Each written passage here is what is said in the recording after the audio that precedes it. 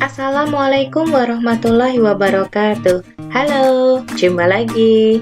Oke, di video ini kita akan belajar tema 6, subtema 3, muatan IPA. Materi yang kita pelajari adalah bahan konduktor dan isolator. Yuk, kita pelajari dengan baik. Semangat ya! Nah, di dalam kehidupan kita sehari-hari, kita sering berhadapan dengan energi panas atau kalor.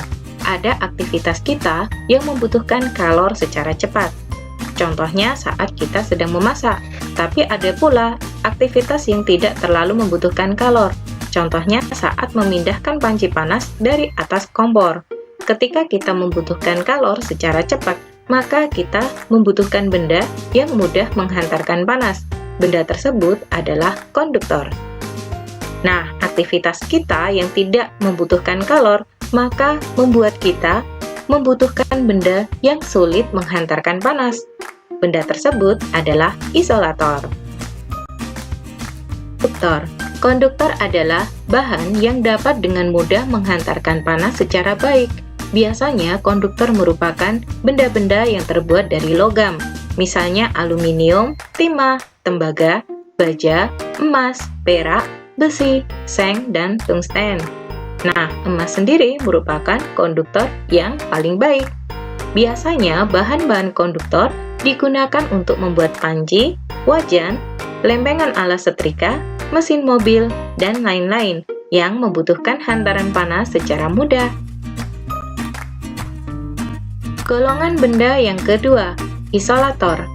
Isolator adalah bahan yang sulit atau tidak dapat menghantarkan panas. Berikut ini adalah contoh-contoh benda atau bahan isolator. Ada kayu, karet, ban, styrofoam, kain, plastik, benang dan wol, kertas, serta udara. Bahan-bahan isolator dimanfaatkan untuk mencegah panas dari sumber panas, mencegah sengatan listrik, menghindari hubungan arus pendek atau korsleting, serta untuk mencegah kebakaran. Oke, lalu bagaimana ya penerapan penggunaan bahan konduktor dan isolator di sekitar kita melalui benda-benda yang sering kita gunakan? Saat udara dingin, kita membutuhkan selimut. Selimut akan memerangkap udara di sekitar tubuh kita agar badan kita tetap hangat. Udara yang diperangkap adalah isolator, sehingga udara tidak dapat menghantarkan panas tubuh berpindah keluar tubuh. Akibatnya, tubuh tetap terasa hangat. Pembuatan wajan dan panci memanfaatkan sifat konduktor dan isolator. Wajan dan panci terbuat dari bahan yang bersifat konduktor agar masakan lebih cepat matang. Sedangkan pegangan wajan, pegangan panci, serta pegangan tutup panci terbuat dari bahan yang bersifat isolator agar tidak membahayakan penggunanya ketika dua benda tersebut terkena panas.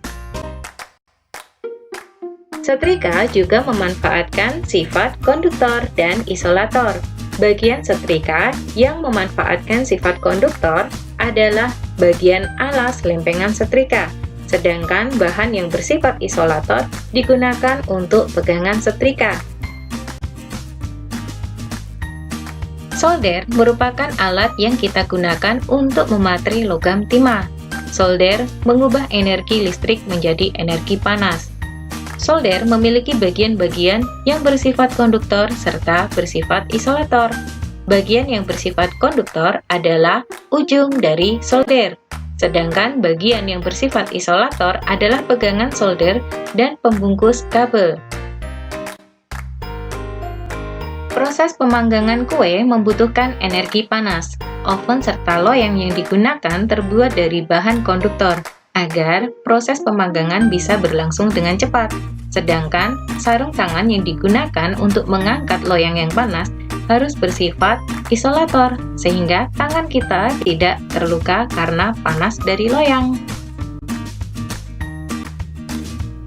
Mesin mobil dan mesin sepeda motor terbuat dari bahan konduktor agar mudah menghantarkan panas. Akibatnya, mobil atau sepeda motor bergerak ketika dinyalakan.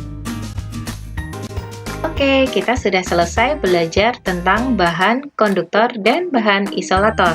Terima kasih sudah menyimak video ini dengan baik. Sampai jumpa.